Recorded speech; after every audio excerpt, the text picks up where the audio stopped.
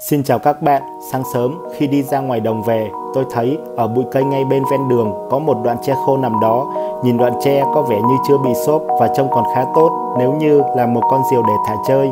Mang tre đem về nhà, rồi từ dưới gốc của đoạn tre tôi cắt ngang qua tạo ra một mặt phẳng. Dùng dao, ta sẽ đặt phần lưỡi của dao vào ngay chính giữa vòng tròn ở phần gốc này và dùng một đoạn cây gõ đều vào đầu bên của dao để tre được tách ra làm hai. Khi trẻ, tôi cũng cẩn thận cho lưỡi dao được đi qua giữa tâm các mắt tre đang có ở hai bên thân và tách ra được hai phần bằng nhau như thế. Sau đó, lấy từng phần có được, tôi sẽ đặt lưỡi dao vào chính giữa, chẻ đôi hai đoạn này ra một lần nữa và có được 4 thanh với kích cỡ tương đương với nhau như vậy. Tuy nhiên, ở tất cả 4 thanh sẽ đều còn những phần mắt tre dính lại ở một bên. Ta cũng cần tách bỏ một lớp để loại bỏ hoàn toàn phần mắt tre đi, rồi đem tất cả chúng đem đi nắn cho đến khi toàn bộ được thẳng như ý muốn.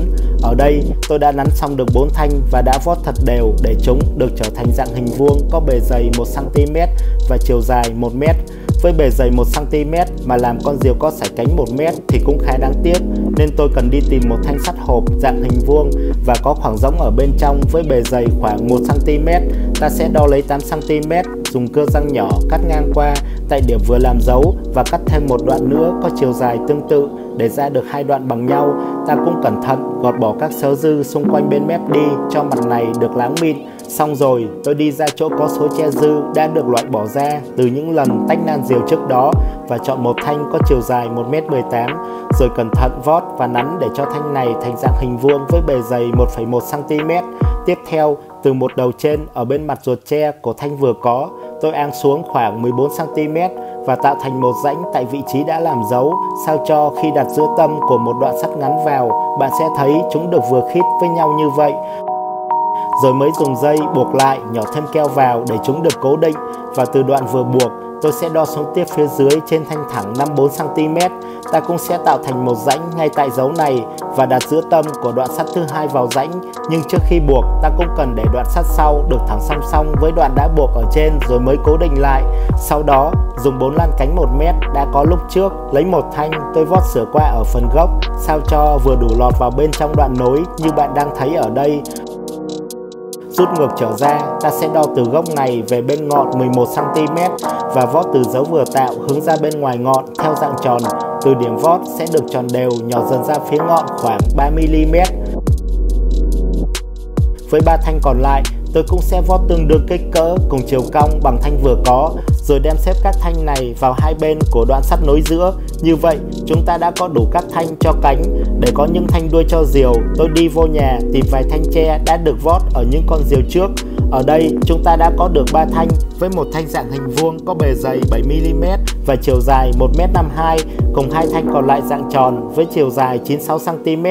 Ở một đầu lớn hơn sẽ có đường kính 6 mm, nhỏ dần đều ra tới đầu bên khoảng 2 mm. Tôi sẽ lấy thanh vuông ra rồi làm dấu lại ở giữa tâm. Từ dấu tâm của thanh, ta sẽ đo qua hai bên 3 cm và vót từ dấu vừa tạo ra phía bên ngoài thành dạng tròn. Từ điểm vót sẽ nhỏ dần đều ra tới bên ngoài khoảng 2 mm.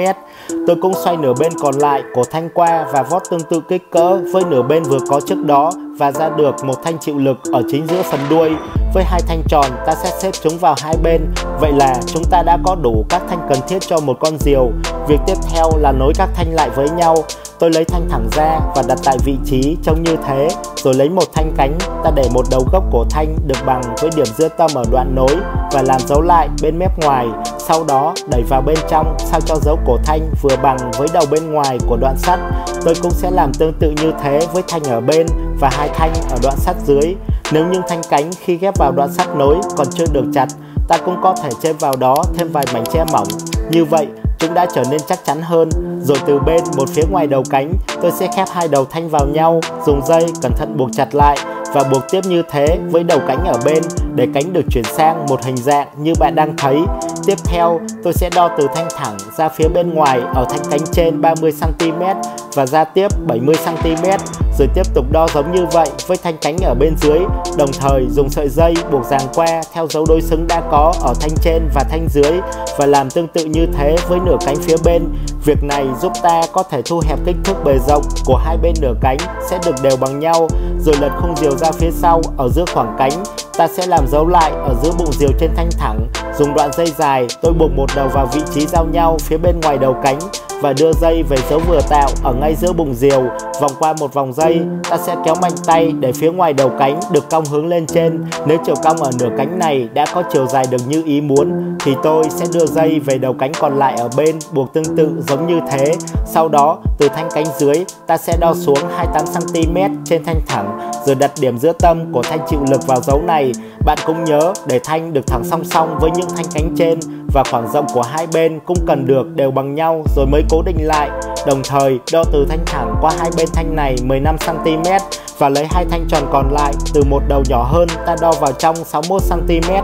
Xong rồi đặt vị trí dấu vừa tạo của hai thanh vào dấu đã có trước đó ở hai bên của thanh chịu lực, buộc lại trông như thế.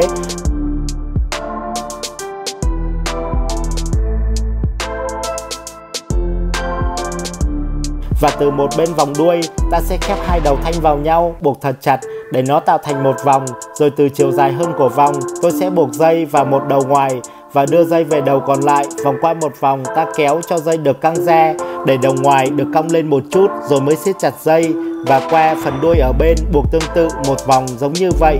Thế là xong, chúng ta vừa nối được một khung diều trông cũng khá hay với hai vòng đuôi thon dài giống như hình một chiếc lá. Để may áo cho diều này, tôi sẽ phủ qua phía đằng sau cánh một miếng vải mang 3 màu sắc khác nhau và phần đuôi sẽ có màu xanh dương cho từng vòng, rồi kẹp lại cho vải được thật căng như bạn đang thấy. Sau đó, dùng kim chỉ tôi cẩn thận may lại ở phía bên trong thanh cánh.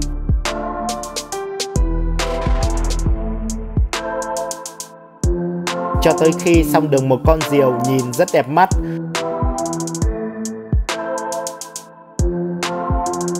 Việc còn lại là nối dây cho diều rồi mang nó đem đi ra ngoài đồng. Ngoài đồng, gió lúc này khá yếu và không đều.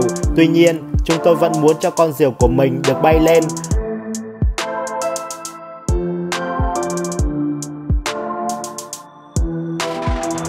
Ở khoảng cách ngắn dây, con diều tỏ ra rất khỏe khi có thể kéo được sợi dây khá lớn so với kích cỡ của nó, thật căng. Và trên bầu trời xám xịt nhiều mây, diều vẫn nổi ra nhiều màu sắc, nhìn rất đẹp.